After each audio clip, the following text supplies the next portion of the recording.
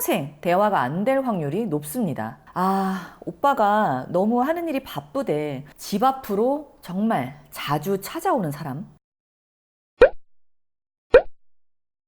여러분 안녕하세요. 둥지 언니입니다. 네, 오늘은 걸리는 게 한 가지라도 있다면 결혼하지 마라 라는 주제로 얘기해 보도록 하겠습니다. 네, 이 영상은 언제까지나 제 개인적인 견해이기 때문에 정답은 아닙니다. 그냥 재미있게 봐주셨으면 좋겠습니다. 일단 결혼뿐만 아니라 뭐 연애도 마찬가지이긴 한데요. 연애할 때는 본인이 이것저것 경험을 쌓으면서 깨닫는 것이 있겠지만 결혼할 때만큼은 이런 사람은 절대 피해야 된다라는 주제로 오늘은 얘기를 해보도록 하겠습니다. 네, 일단 우리가 정말 잘 알고 있는 것들인데 알코올 중독, 그리고 게임 중독, 쇼핑 중독, 도박 중독입니다. 이 네 가지는 누구나 피해야 한다는 거 다들 알고는 계시죠? 이 네 가지 전부 다 정말 패가 망신할 것들인데요. 게임 중독 같은 경우는 제 남편도 게임을 굉장히 좋아하고 저도 제 남편이 게임하는 것을 전혀 터치하지 않습니다. 게임은 정말 인류가 만든 좋은 삶의 도구라고 생각하고요. 게임 중독 같은 경우에는 게임에 너무 중독이 돼서 PC방에서 보내는 시간이 정말 많은 사람, 일상생활에 정말 지장이 있을 정도로 게임에 집착하는 사람을 얘기하는 겁니다. 이 네 가지는 전부 중독 수준을 말씀드리는 거예요. 보통의 경우 정도, 뭐 술을 조금 마시는 정도, 이런 정도는 빼고 완전히 중독이 된 수준의 사람들을 말씀드리는 겁니다. 저 모든 증상들이 결혼을 하기로 결정을 하고 나서 결혼하기 바로 직전에 이런 사실들이 있다는 걸 알게 됐다면 어떻게 하실 생각인가요? 저런 것들은 쉽게 고쳐나갈 수 있는 것들이 아닙니다. 앞으로 결혼을 해서 저런 것들을 내가 다 감당하고 평생 이해하고 살 수 있다라고 생각하시는 분들은 충분히 결혼을 하셔도 되겠죠. 그리고 그에 따른 모든 책임은 반드시 본인에게 있다는 거죠. 본인이 선택을 했기 때문에. 그렇지만 그게 아니라면 이런 사람들은 반드시 피해야 할 유형입니다. 도박 중독을 예시로 한번 들어볼게요. 주변에 뭐 도박 중독 이런 분들은 그렇게 흔하게 있을 거란 생각이 안 드시죠?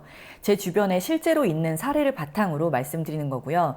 아, 이 이야기는 그 지인에게 충분히 동의를 구하고 하는 이야기입니다. 결혼을 이미 하기로 다 결정을 했는데 신랑이 될 사람이 도박 중독이었다는 것을 알게 됐습니다. 사실 그때까지는 도박 중독이라고까지는 생각을 못했었고 실제로 그 당시에 도박빚이 있었다는 것을 알게 된 거죠. 하지만 그때 제 지인 같은 경우에는 이제 미래의 남편 될 사람이 앞으로 도박을 하지 않을 거다. 그리고 그 빚을 지금 거의 다 갚고 있다. 라고 얘기를 했기 때문에 그런 상황들을 이제 믿고 결혼을 강행하게 됐죠. 그 당시에 주변에 있는 사람들이 모두 이를 말렸었어요. 그치만 이 친구는 사랑에 빠졌기 때문에 그것들을 다 믿었죠. 도박을 끊을 거라는 이야기를요. 그래서 결국은 결혼을 하게 됩니다. 하지만 결국 결혼 후에 2번이나 도박을 또 하게 됐고요. 2억이 넘는 전셋집에 살다가 이제 집을 정리하고 빚을 갚은 후에 옥탑방에서 결혼 생활을 면치 못하게 됩니다. 지금은 아이까지 있고요. 이 아이를 위해서 이혼을 하는 것은 힘들 것 같다라는 생각으로 어쩔 수 없이 지금 좀 힘들게 결혼 생활을 이어가고 있는 중이고 지금도 그분이 도박을 하지 않을 거라는 약속을 했지만 그걸 믿지 못하고 매일매일 제대로 잠을 못 자고 있습니다.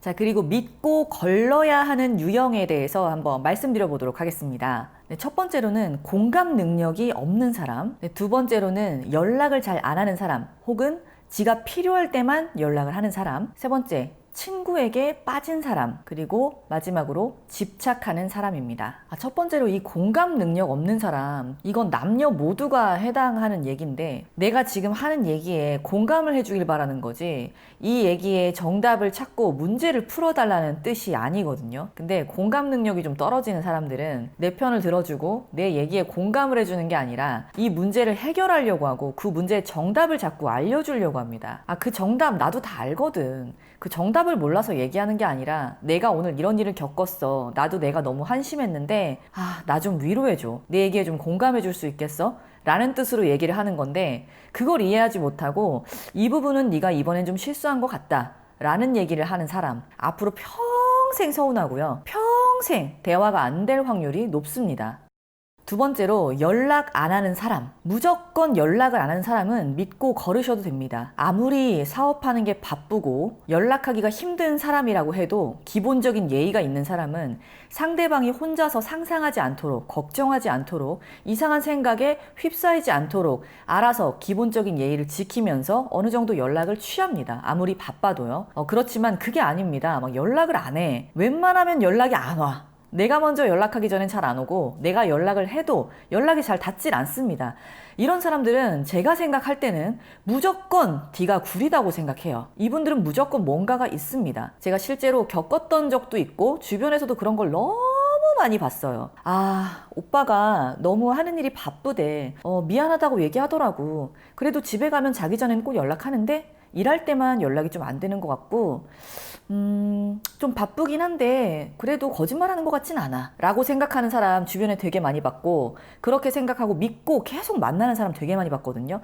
결국엔 다 끝이 똑같습니다. 그 사람이 다 뒤가 구린 짓을 하고 다닌 경우가 거의 태반이었어요. 일단 연락이 안 되는 사람은 믿고 걸으셔도 됩니다. 내가 충분히 걱정하지 않을 정도로는 연락을 해. 뭐 내가 만족할 정도로 아주 자주 해주는 건 아니지만 그래도 내가 걱정하지 않을 정도, 내가 이 사람 도대체 지금 뭐 하고 있지? 라고 상상하지 않을 정도로는 연락을 해준다면 괜찮습니다. 그런 사람들을 얘기하는 게 아니에요. 시도 때도 없이 연락을 취하면 연락이 잘 안 되는 사람들이 있습니다. 그리고 연락도 오지도 않아. 그런 사람은 100% 믿고 걸으셔야 돼요. 분명히 뭐가 있는 사람입니다. 바빠서 그럴 거야 라고 생각하고 혼자서 막 되뇌이고 이해해 주려고 하면 되게 현명하게 보이는 것 같죠?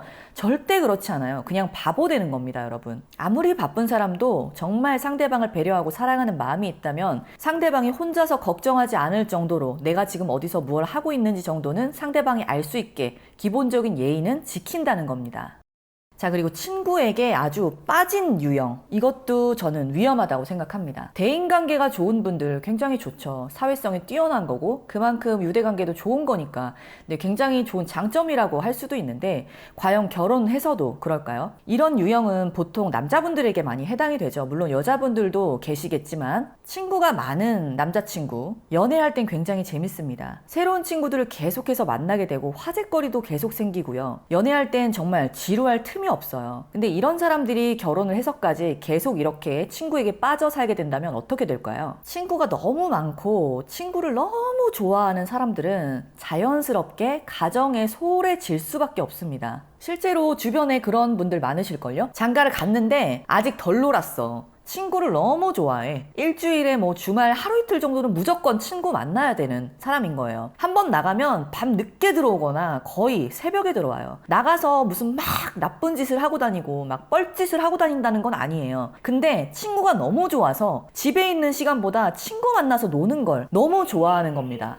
뭐 아주 많은 분들이 이런 문제로 결혼 생활을 순탄치 못하게 하고 있는 걸 제가 주변에서 정말 많이 봤거든요. 결혼 전에 데이트할 때는 되게 지루할 틈이 없고 재미있게 사는데 결혼하고 나서는 이런 부분 때문에 굉장히 여자분들이 혼자 끙끙 앓고 외로워하는 분들을 많이 봤습니다. 적당히 대인관계가 좋고 유대관계가 좋은 그런 분들을 말씀하는 게 아닙니다. 친구에게 빠져서 허구한 날 친구를 만나는 그런 분들을 말씀드리는 거예요.